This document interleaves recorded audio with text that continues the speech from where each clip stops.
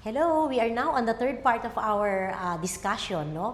Ako po muli si Dr. Grace Carl P. Beltran, your dermatologist, aesthetic and dermatologic surgeon, your genetologist, and your obesity resource person.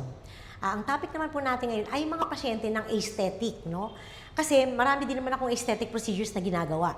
Like for example, dapat kapag ikaw ay may pasyenteng tungkol sa pagpapa-opera, pagpapaganda, kailangan alam mo yung expectation nila.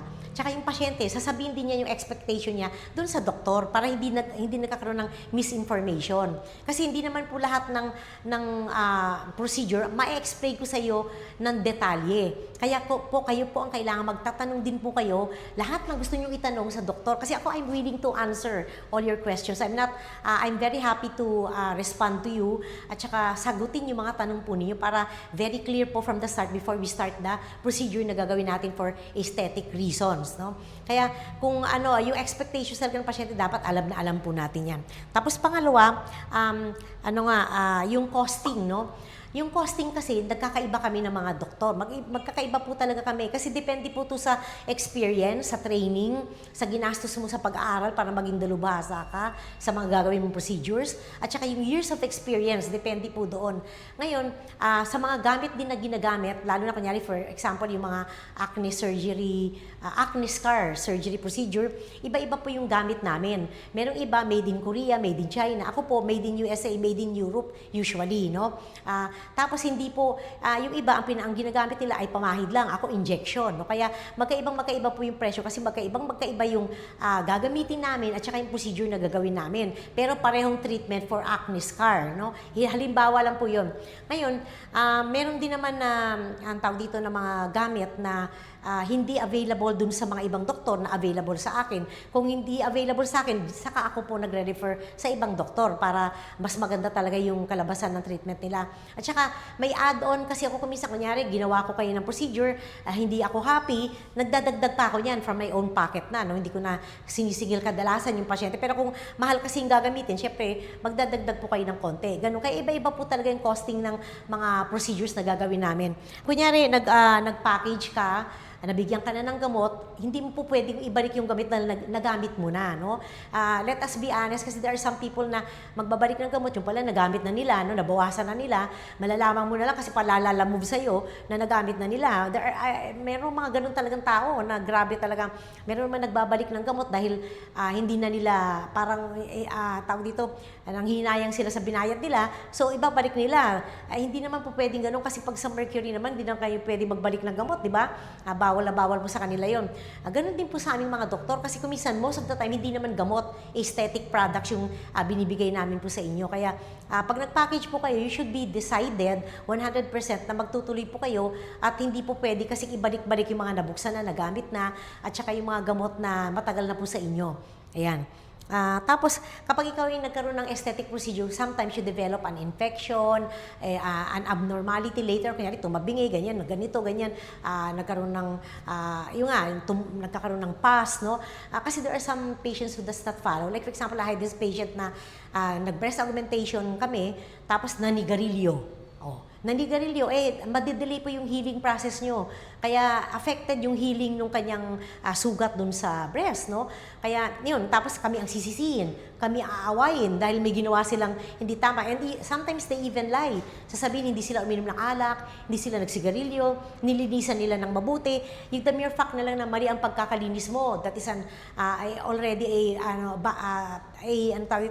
masisigurado mo na magkakaroon ka ng bad effect dun sa mga surgical procedure. Kasi nga mali yung ginawa mo eh. Like for example, naglinis ka ng ilong, naoperahan ka ng ilong, tapos pinasok mo yung cotton bud sa ilong, tapos pinahid mo yung cotton bud na pinasok mo sa ilong doon sa balat, magkakaroon ka talaga ng infection kasi maraming bacteria yung loob ng ilong. At hindi lang yun, marami pang iba. Yung kanyari, yung pag-heal mo naman sa abdominoplasty, tamita.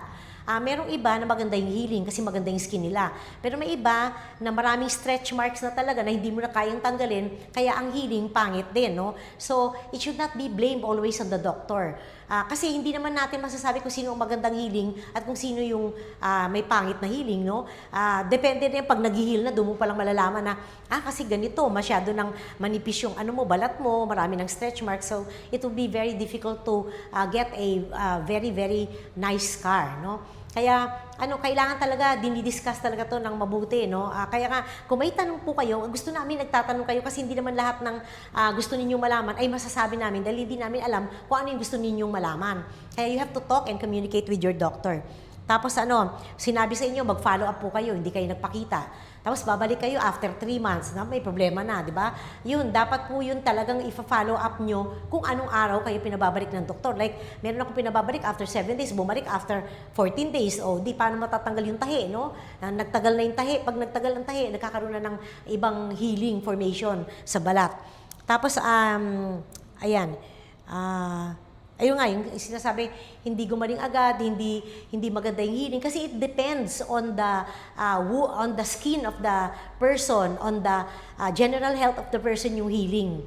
At saka, yung nga, kunyari, prone ka sa keloid formation, magkaka-keloid ka talaga. So, and then we just have to treat that later on. Pero syempre, iba na yun yung bayad dun sa keloid, iba na yun, iba na rin yung bayad dun sa unang procedure na ginawa sa inyo. Ayan. Yung appointment po talaga very important. Pag pinabalik kayo ng doktor, dapat kayong bumalik. At saka kung ano yung sinabi ng doktor na inumin niyo, tapusin po ninyo yon. Hindi pwedeng, ay, maganda na eh. Hindi na dumudugo, hindi na masakit. Hihinto ko na yung antibiotic ko. Hihinto ko na yung ganito. You have to ask your doctor first. At saka, kunyari, binigyan ka ng doktor mo sa skin naman to, sa skin. Binigyan ka ng doktor ng mga biological, immunosuppressants like methotrexate, azathioprine. Sinabi na sa'yo na pag may gagawin ka, kailangan ipaalam mo sa kanya. Kunyari, magpapavaccine ka, hindi ka nagpaalam sa doktor mo, pwede magkaroon ng bad effect yun. O kaya uminom ka pa ng additional na gamot na bukod sa binigay ng doktor mo, hindi ka nagpaalam sa doktor mo, magkakaroon talaga ng drug interaction yan, no? Most likely, baka magkaroon. Kaya nga, the important thing here is communication with your doctor. Hindi po yung nahihiya. Pag nahihiya ka, mas lalong problema pagka nagkaroon na ng problema. O kaya, nagtanong ka sa sekretary, hindi naman alam na sekretary ang sagot. Tsaka pagdating sa akin, baka iba na yung tanong niya, no? Iba na. So, it's better that you go directly to your doctor, talk to her. Kami ng mga doktor, we are willing to answer you. In fact, ako binibigay ko lahat ng number ko. Ewan ko sa ibang doktor. Lahat ng numero ko, binibigay ko sa inyo. Lahat, alam niyo kung saan ako nakatira, alam niyo kung saan ang klinik ko. Kaya hindi po ako mawawala, no, sa Kaya dapat po, kailangan po, kung may tanong kayo, sa akin po diretso. Yan. Lalo na pag umu-order din po kayo ng gamot, sa akin po diretso. Okay? So if you have any more questions, just get in touch with my numbers and please like and share my account.